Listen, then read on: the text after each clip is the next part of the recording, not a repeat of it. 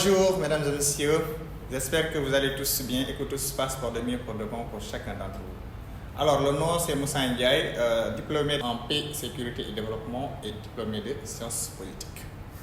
Alors, comme d'habitude, comme chaque jour dans nos vidéos, on parle des concepts importants et des choses qui sont cruciales pour le développement de notre pays. Comme chaque semaine, nous vous donnons des vidéos, des chroniques d'expertise qui vous permettent d'appréhender les choses et de comprendre le fonctionnement des choses. Alors, cela nous amène aujourd'hui aussi à parler des choses importantes. Mais le plus important, c'est quoi? C'est le développement. Le développement d'un pays est fondamental parce que sans le développement, le pays ne peut pas subvenir aux besoins de sa population. Maintenant, il est important aussi, quand on parle de ce développement-là, et d'entendre le développement dans sa globalité. Il est crucial d'entendre cela parce que cela nous permet de cerner les concepts clés moteurs de ce développement. Alors, cela nous amène à parler de 3 secteurs clés et porteurs de développement et qui sont motrices du développement du Sénégal.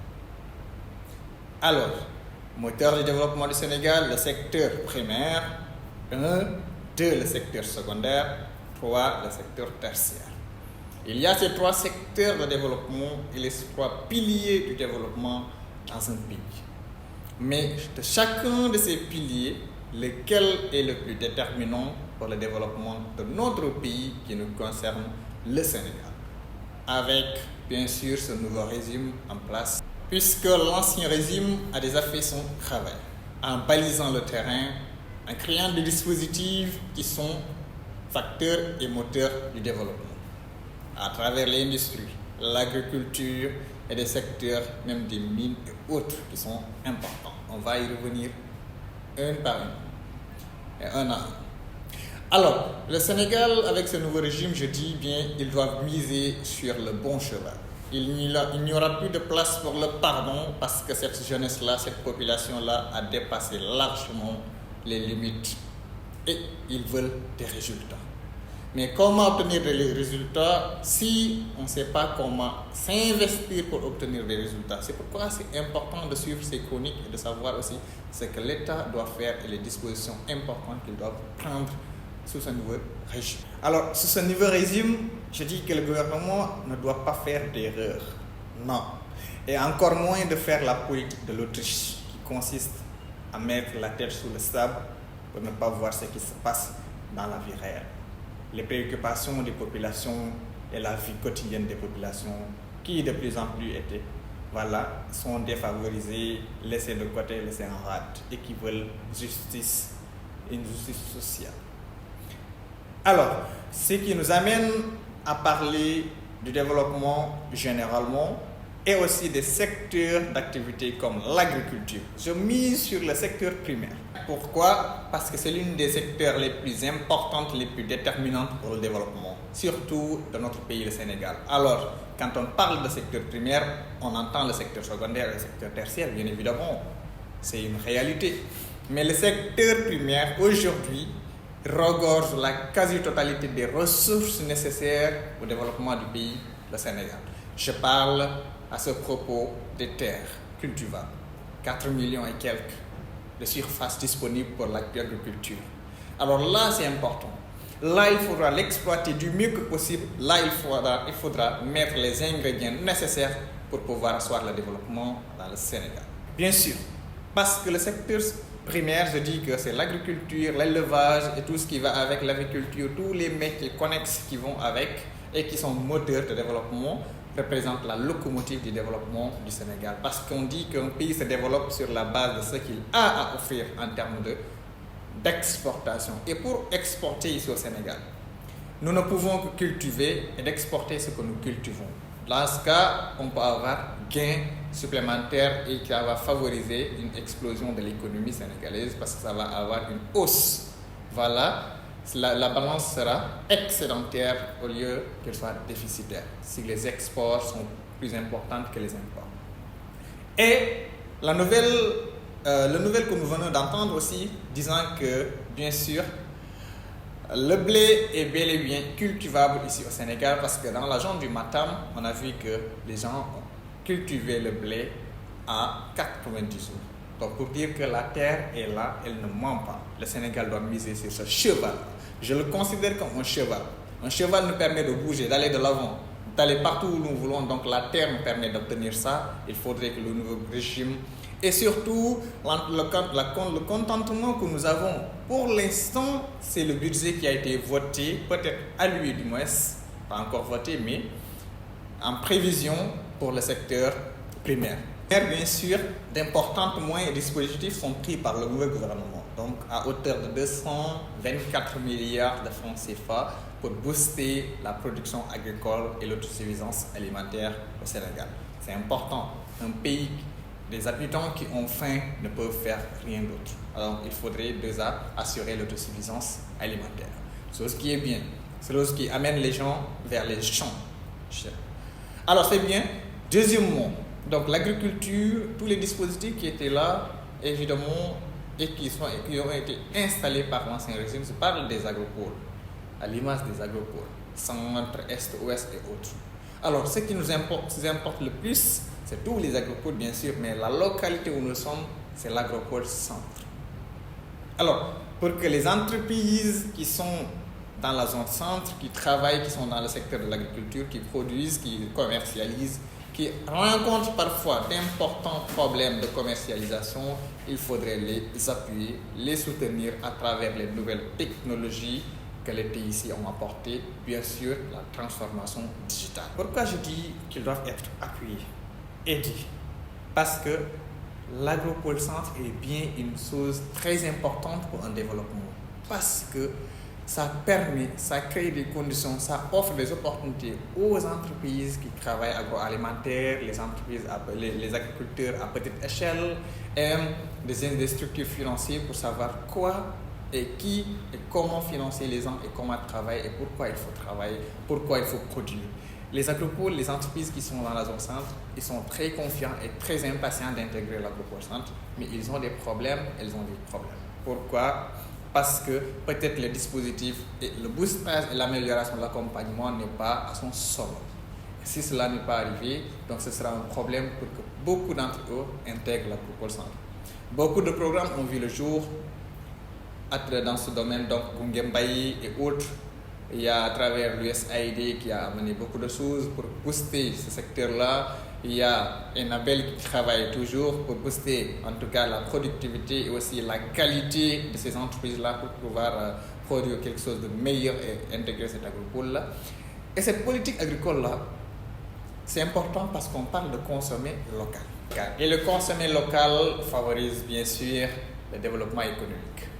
Pourquoi? Parce que quand nous produisons, et que ce que nous produisons, nous consommons sur place. En consommant sur place, on achète et on vend et l'économie connaît de l'essor.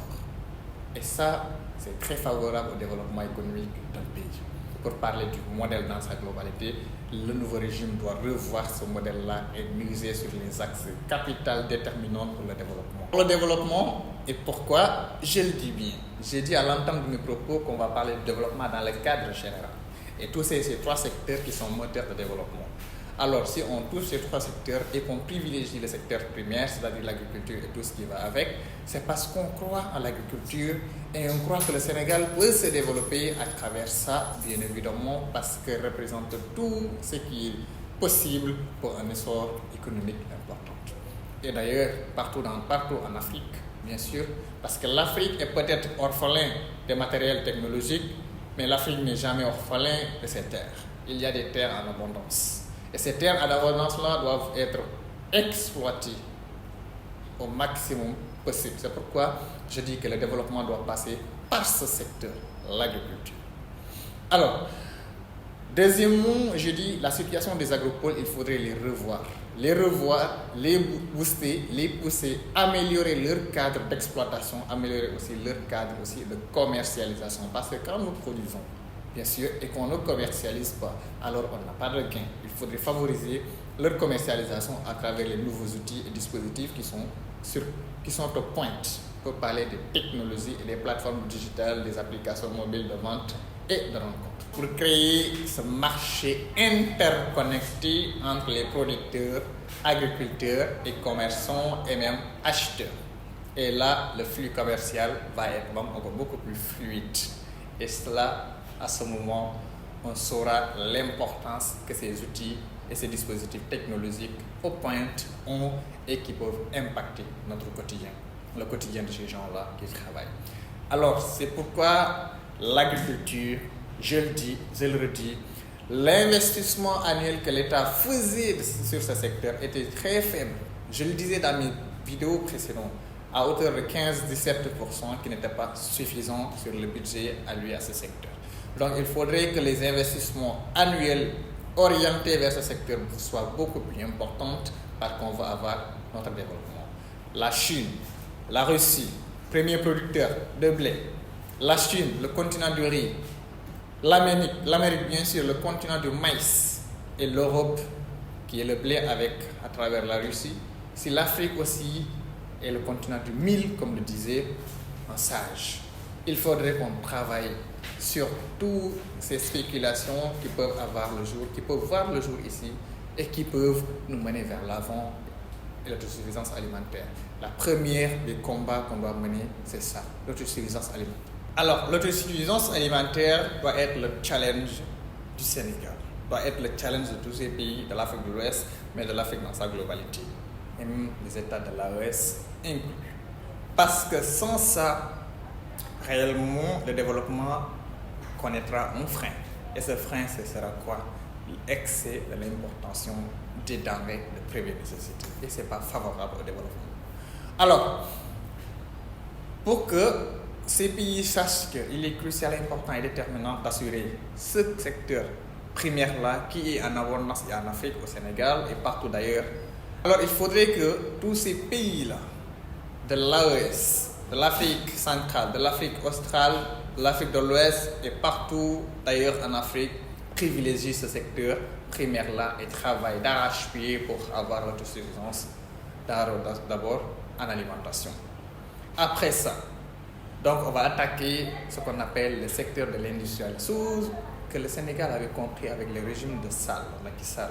Parce qu'il y a eu beaucoup d'infrastructures qui ont été créées, des dispositifs qui sont déjà là. Il ne sera que question d'améliorer les cadres et aussi de donner un rendement positif à la concrétisation de certaines idées qui ont été très fécondables dans le passé. Maintenant, ce secteur de l'industrialisation-là, on n'est pas encore à ce stade parce que ça dépend aussi du niveau de développement d'un pays. Un pays qui se développe, qui n'a pas encore atteint les 50% du développement, en tout cas le seuil du développement, alors ne peut pas se permettre de miser plus sur l'industrialisation parce que ça ne lui correspond pas. Et pour que ça lui corresponde, il faudra qu'il soit à ce stade-là, à ce niveau-là de développement. C'est pourquoi on dit tout le temps que le développement suit le rythme du pays, en tout cas qui pourvoit, qui est en sillage de pouvoir développer son pays. S'il est au stade 1, le développement sera au stade 1. S'il est au stade 5, le développement sera au stade 5. Alors, le Sénégal est bien sûr un pays en voie de développement, mais il ne fait pas perdre de vue ces secteurs clés, importants et déterminants pour le développement. C'est le secteur primaire, moteur, la locomotive aussi du développement général. Alors, général, parce que voilà, il y a l'industrie, le secteur tertiaire, je le disais dans des vidéos précédentes, que le secteur tertiaire, c'est la production des produits manufacturiers et autres, même si le secteur secondaire, le Sénégal a bien sûr des industries qui sont là, textiles, des industries à travers les projets à projet, voilà, et les projets, disons, des fongibles et autres, qui viennent couvrir certaines défaillances, voilà, d'administration et technique ou de gestion même de ces plateformes respectives-là. Et l'industrialisation, bien sûr, c'est le secteur du transport. Comment il est révolutionné au Sénégal, c'est important et il faudra aussi améliorer ce cadre-là parce que peut-être ça peut aussi augmenter la fluidification du réseau de déplacement et ça, c'est important. Le port de Ndaya, qui représente l'une des ports les plus importantes et aussi de 4e génération avec tous les dispositifs et infrastructures qui sont déployés là-bas pour que le port puisse attirer les gros navires, en tout cas, qui peuvent se déplacer partout dans le monde, jusqu'ici à travers la Méditerranée. Alors ce développement, on le veut dans la mesure où il nous permet, chaque citoyen, chaque homme et femme, chaque jeune du Sénégal de se voir dans son pays et de savoir qu'il peut réussir ici et qu'il n'a pas besoin de fuir son pays. Et que les flux migratoires irréguliers soient interrompus, bien sûr, parce que tous les dispositifs d'accompagnement de ces jeunes-là qui partent seraient déployés ici au Sénégal, à travers les fonds et des investissements qui peuvent se faire et la création, bien sûr, des conditions d'employabilité de ces jeunes-là qui sont importants, déterminants, favorables. Diminuer le taux de chômage, parce que c'est ça qui permet aux jeunes de fuir leur pays, de partir. Il n'est pas de leur choix, mais ils le font contre leur gré, parce qu'ils doivent réussir, ils doivent partir. Ils ne peuvent pas voir une famille en perdition et ne pouvoir rien faire. Ça fait mal. C'est pourquoi ils choisissent cette voie périlleuse. Que beaucoup ne se rendent pas compte de cette traversée qui, tellement elle est périlleuse, qu'ils foncent parce qu'ils ne voient rien d'autre que la réussite. C'est Eldorado qu'ils admirent, qu'ils aspirent tant dans les pays occidentaux. Alors, cet Eldorado, on peut le retrouver ici au Sénégal. Chers jeunes, vous et nous, tous, nous sommes des jeunes et nous sommes conscients de la situation de notre pays et du développement et du stade de développement et ce que nous voulons. Alors, battons-nous tous les jours pour que le développement soit atteint. Et que notre devoir, on doit l'emplir de la meilleure des manières. Et comme ça, pour vous permettre de nous suivre chaque jour, il faudrait liker et vous abonner. Oui, ça nous permet encore de faire d'autres vidéos de ce genre pour parler avec le plus grand nombre. Alors, d'ici là, la prochaine semaine, et qu'on va parler sur d'autres numéros plus importantes. Likez, abonnez-vous et aussi, je vous souhaite une très bonne journée et excellente journée à vous. Merci beaucoup, chers amis.